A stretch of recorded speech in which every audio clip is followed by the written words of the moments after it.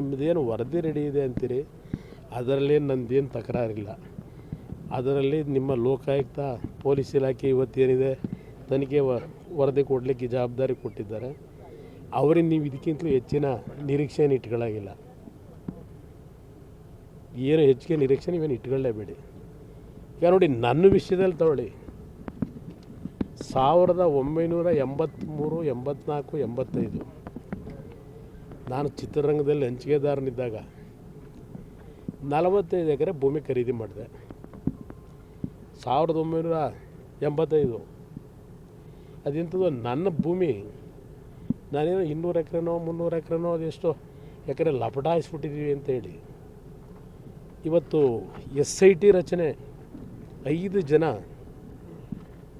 ಒಬ್ಬ regional commissioner, ಒಬ್ಬ DLR ಯಾರೋ ಇನ್ನೊಬ್ಬ DDLR, 5 ಜನ SIT ಕಮಿಟಿ.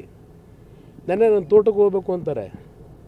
ನನಗೆ ಬಂದ ಇನ್ಫಾರ್ಮೇಷನ್ನು, ಒಂದು ಸರ್ವೆ ಮಾಡಬೇಕಾದ್ರೆ ಒಂದು ನೋಟಿಸ್ ಕೊಡಬೇಕಲ್ಲ, ಅದೇನೋ ಕೋರ್ಟಲ್ಲೇನೋ ಪ್ರತಿನಿತ್ಯ ನಡೀತಾ ಇದೆ. ಕುಮಾರಸ್ವಾಮಿ ಸಂಬಂಧಿಕರು ಅಂತ ಅಲ್ಲಿ ಕೋರ್ಟಲ್ಲಿ ರಿಯಾಕ್ಷನ್ ಇದೆ. ನಾನು ಅವ್ರ ರಿಯಾಕ್ಷನ್ ಬಗ್ಗೆ ಚರ್ಚೆ ಮಾಡಲ್ಲ. ದಾಖಲಾತಿಗಳು ಯಾರು ನೋಡಿದ್ದೀರಿ? 85ರಿಂದ ನಡೀತಾ ಇದೆ ಇದು. ಕಷ್ಟಪಟ್ಟು ಸಂಪಾದನೆ ಮಾಡಿ ಖರೀದಿ ಮಾಡಿರೋ ಭೂಮಿ ಇಲ್ಲ, ಅಲ್ಲೇನು ರೆಸಾರ್ಟ್ ಮಾಡಿಲ್ಲ. ತೆಂಗಿನ ಗಿಡ, ಅಡಿಕೆ ಗಿಡ ಹಾಕಿದ್ದೀನಿ. 40 ವರ್ಷದಿಂದ ನಾನು ಸೂಪರ್ದಿಲ್ಲಿದೆ. ಇವತ್ತು ವಿರೋಧ ಪಕ್ಷಗಳನ್ನು ಬಗ್ಗಬಡಿತೀವಿ ಅಂತೇಳಿ ಎದುರಿಸ್ಲಿಕ್ಕಾಗತ್ತಾ? ನನ್ನನ್ನು ಸರ್ಕಾರ ಕೇಳ್ತೀನಿ. ನೆನ್ನೆ ಅದು ಎಂಥದ್ದು ಪೊಲೀಸ್ ಫೋರ್ಸು ಎಲ್ಲರನ್ನೂ ತಗೊಂಡು ಹೋಗಬೇಕು ಅಂತ ನಿರ್ಧಾರ ಮಾಡಿ ನಾನು ಕೇಳಿದೆ. ಅಲ್ಲಪ್ಪ, ಇಂಟರ್ನ್ಯಾಷನಲ್ ಸರ್ವೇಯರ್ನ ಯಾರಾದರೂ ಕರೆಸ್ಕೊಂಬಿಡಿ, ಆ ಭೂಮಿಯಲ್ಲಿ ಏನಾದರೂ ಒತ್ತುವರಿಯಾಗಿದ್ರೆ ತಗೊಳ್ರಪ್ಪ. ನೀವು ನನಗೆ ನೋಟಿಸೇ ಕೊಡದೆ ನನ್ನ ಪ್ರಾಪರ್ಟಿ ನೀವು ಹೆಂಗೆ ಒಳಗಡೆ ಬರ್ತೀರಪ್ಪ ಅಂತ ಕೇಳಿದೆ ಕೆಲವು ಅಧಿಕಾರಿಗೆ. ಅವ್ರು ಹೇಳಿದ್ರು, ಒಪ್ಕೊಂಡ್ರು. ಸರ್, ನೋಟಿಸ್ ಕೊಡದೆ ಬರಲಿಕ್ಕಾಗಲ್ಲ ಸರ್, ನೀವು ಹೇಳಿ ಸತ್ಯ ಇದೆ. ಏನು ಮಾಡೋದು, ನಮಗೆ ಸುಪರ್ದಿಲ್ಲ, ಮೇಲಿನ ಒತ್ತಡ. ಇದು ಸಿದ್ದರಾಮಯ್ಯನವ್ರ ಆಡಳಿತ.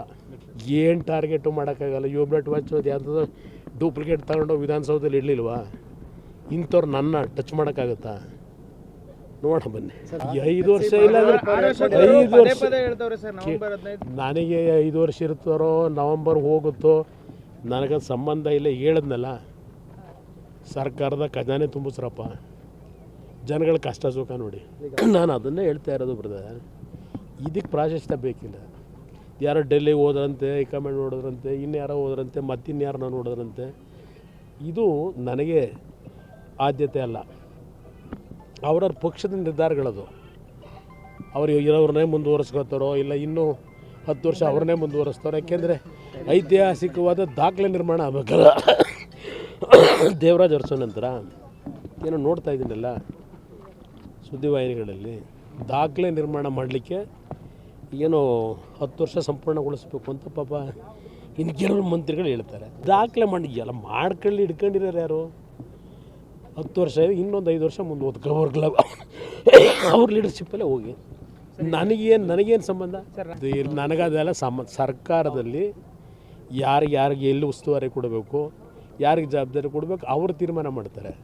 ಅದ್ರ ಬಗ್ಗೆ ನಾನೇ ಅದಕ್ಕೆ ಉತ್ತರ ಕೊಟ್ಟೆ. ನಾನು ಮೊನ್ನೆನೂ ಸಹ ಸಿವಿಲ್ ಏವಿಯೇಷನ್ ಮಿನಿಸ್ಟ್ರ್ ಜೊತೆಯಲ್ಲಿ ಇದ್ರ ಬಗ್ಗೆ ಮಾತಾಡಿದ್ದೀನಿ. MB ಪಾಟೀಲ್ರಿಗೂ ಮಾತಾಡಿದ್ದೇನೆ. ಇದು ಸುಮಾರು ಒಂದು 30-35 ವರ್ಷದ ದೇವೇಗೌಡರ ಕನಸು.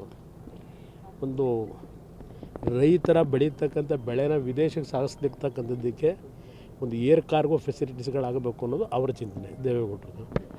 ಅದು ಹಾಗೆ ಆಮೇಲೆ ಗತಿನಲ್ಲಿ ಹೋಗ್ತಾ ಇದೆ.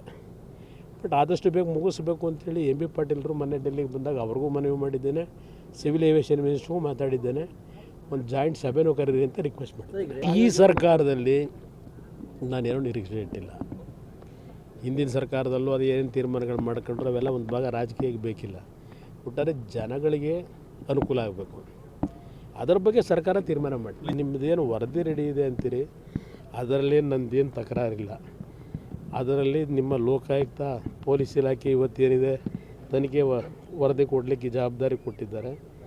ಅವರಿಗೆ ನೀವು ಇದಕ್ಕಿಂತಲೂ ಹೆಚ್ಚಿನ ನಿರೀಕ್ಷೆಯನ್ನು ಇಟ್ಕೊಳ್ಳಾಗಿಲ್ಲ. ಏನು ಹೆಚ್ಚಿಗೆ ನಿರೀಕ್ಷೆ ನೀವೇನು ಇಟ್ಕೊಳ್ಳೇಬೇಡಿ. ಈಗ ನೋಡಿ ನನ್ನ ವಿಷಯದಲ್ಲಿ ತಗೊಳ್ಳಿ 1983, 84, 85 ನಾನು ಚಿತ್ರರಂಗದಲ್ಲಿ ಹಂಚಿಕೆದಾರನಿದ್ದಾಗ 45 ಎಕರೆ ಭೂಮಿ ಖರೀದಿ ಮಾಡಿದೆ. 1985 ಅದೆಂಥದ್ದು ನನ್ನ ಭೂಮಿ, ನಾನೇನೋ 200 ಎಕರೆನೋ 300 ಎಕರೆನೋ ಅದೆಷ್ಟೋ ಎಕರೆ ಲಪಟಾಯಿಸ್ಬಿಟ್ಟಿದ್ದೀವಿ ಅಂತೇಳಿ ಇವತ್ತು SIT ರಚನೆ 5 ಜನ,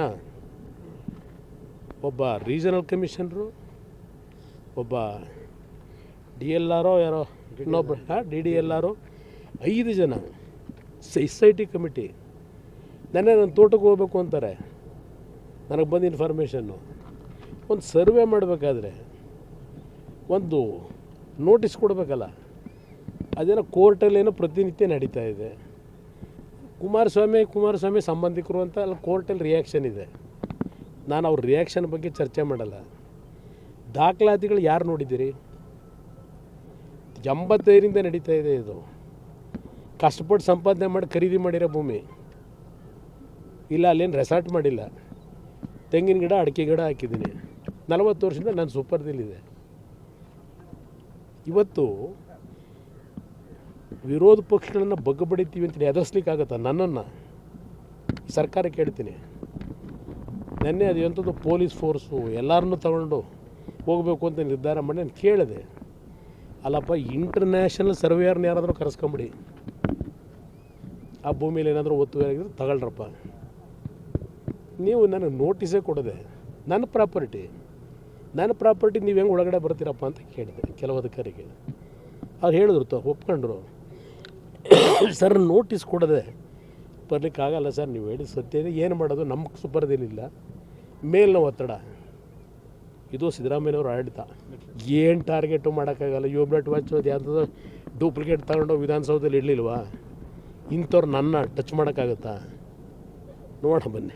5 ವರ್ಷ ಇಲ್ಲ ಅಂದರೆ 5 ವರ್ಷ ನನಗೆ 5 ವರ್ಷ ಇರ್ತಾರೋ ನವಂಬರ್ ಹೋಗುತ್ತೋ ನನಗದು ಸಂಬಂಧ ಇಲ್ಲ. ಹೇಳಿದ್ನಲ್ಲ, ಸರ್ಕಾರದ ಖಜಾನೆ ತುಂಬಿಸ್ರಪ್ಪ, ಜನಗಳ ಕಷ್ಟ ಸುಖ ನೋಡಿ. ನಾನು ಅದನ್ನೇ ಹೇಳ್ತಾ ಇರೋದು ಬ್ರದರ್. ಇದಕ್ಕೆ ಪ್ರಾಶಸ್ತ್ಯ ಬೇಕಿಲ್ಲ. ಯಾರೋ ಡೆಲ್ಲಿಗೆ ಹೋದ್ರಂತೆ, ಹೈಕಮಾಂಡ್ ನೋಡಿದ್ರಂತೆ, ಇನ್ಯಾರೋ ಹೋದ್ರಂತೆ, ಮತ್ತಿನ್ಯಾರನ್ನ ನೋಡಿದ್ರಂತೆ. ಇದು ನನಗೆ ಆದ್ಯತೆ ಅಲ್ಲ. ಅವ್ರವ್ರ ಪಕ್ಷದ ನಿರ್ಧಾರಗಳದು.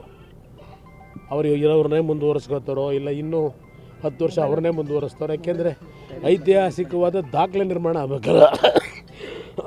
ದೇವರಾಜ್ ಅರಸು ನಂತರ ಏನೋ ನೋಡ್ತಾ ಇದ್ದೀನಲ್ಲ ಸುದ್ದಿವಾಹಿನಿಗಳಲ್ಲಿ, ದಾಖಲೆ ನಿರ್ಮಾಣ ಮಾಡಲಿಕ್ಕೆ ಏನೋ 10 ವರ್ಷ ಸಂಪೂರ್ಣಗೊಳಿಸ್ಬೇಕು ಅಂತ ಪಾಪ ಇನ್ನು ಕೆಲವರು ಮಂತ್ರಿಗಳು ಹೇಳ್ತಾರೆ. ದಾಖಲೆ ಮಾಡಿ ಎಲ್ಲ ಮಾಡ್ಕೊಳ್ಳಿ, ಹಿಡ್ಕೊಂಡಿರೋರು ಯಾರು? 10 ವರ್ಷ ಇದೆ, ಇನ್ನೊಂದು 5 ವರ್ಷ ಮುಂದೆ ಓದ್ಕೊಬರ್ಗಲ್ಲ. ಅವ್ರ ಲೀಡರ್ಶಿಪ್ಪಲ್ಲೇ ಹೋಗಿ ನನಗೇನು ಸಂಬಂಧ? ನನಗದೆಲ್ಲ ಸರ್ಕಾರದಲ್ಲಿ ಯಾರಿಗೆ ಎಲ್ಲಿ ಉಸ್ತುವಾರಿ ಕೊಡಬೇಕು, ಯಾರಿಗೆ ಜವಾಬ್ದಾರಿ ಕೊಡಬೇಕು, ಅವರು ತೀರ್ಮಾನ ಮಾಡ್ತಾರೆ. ಅದ್ರ ಬಗ್ಗೆ ನಾನೇ ಅದಕ್ಕೆ ಉತ್ತರ ಕೊಟ್ಟೆ. ನಾನು ಮೊನ್ನೆನೂ ಸಹ ಸಿವಿಲ್ ಏವಿಯೇಷನ್ ಮಿನಿಸ್ಟ್ರ್ ಜೊತೆಯಲ್ಲಿ ಇದ್ರ ಬಗ್ಗೆ ಮಾತಾಡಿದ್ದೀನಿ. MB ಪಾಟೀಲ್ರಿಗೂ ಮಾತಾಡಿದ್ದೇನೆ. ಇದು ಸುಮಾರೊಂದು 30-35 ವರ್ಷದ ದೇವೇಗೌಡರ ಕನಸು. ಒಂದು ರೈತರ ಬೆಳೀತಕ್ಕಂಥ ಬೆಳೆನ ವಿದೇಶಕ್ಕೆ ಸಾಗಿಸ್ಲಿಕ್ಕಂಥದ್ದಕ್ಕೆ ಒಂದು ಏರ್ ಕಾರ್ಗೋ ಫೆಸಿಲಿಟೀಸ್ಗಳಾಗಬೇಕು ಅನ್ನೋದು ಅವರ ಚಿಂತನೆ, ದೇವೇಗೌಡರದು. ಅದು ಹಾಗೆ ಆಮೇಲೆ ಗತಿನಲ್ಲಿ ಹೋಗ್ತಾ ಇದೆ. ಬಟ್ ಆದಷ್ಟು ಬೇಗ ಮುಗಿಸ್ಬೇಕು ಅಂಥೇಳಿ MB ಪಾಟೀಲ್ರು ಮೊನ್ನೆ ಡೆಲ್ಲಿಗೆ ಬಂದಾಗ ಅವ್ರಿಗೂ ಮನವಿ ಮಾಡಿದ್ದೇನೆ. ಸಿವಿಲ್ ಏವಿಯೇಷನ್ ಮಿನಿಸ್ಟ್ರಿಗೂ ಮಾತಾಡಿದ್ದೇನೆ. ಒಂದು ಜಾಯಿಂಟ್ ಸಭೆನೂ ಕರೀರಿ ಅಂತ ರಿಕ್ವೆಸ್ಟ್ ಮಾಡಿದ್ದೇನೆ. ಈ ಸರ್ಕಾರದಲ್ಲಿ ನಾನೇನೋ ನಿರೀಕ್ಷೆ ಇಟ್ಟಿಲ್ಲ. ಹಿಂದಿನ ಸರ್ಕಾರದಲ್ಲೂ ಅದು ಏನೇನು ತೀರ್ಮಾನಗಳು ಮಾಡ್ಕೊಂಡ್ರು ಅವೆಲ್ಲ ಒಂದು ಭಾಗ ರಾಜಕೀಯಕ್ಕೆ ಬೇಕಿಲ್ಲ. ಒಟ್ಟಾರೆ ಜನಗಳಿಗೆ ಅನುಕೂಲ ಆಗಬೇಕು, ಅದರ ಬಗ್ಗೆ ಸರ್ಕಾರ ತೀರ್ಮಾನ ಮಾಡಿ.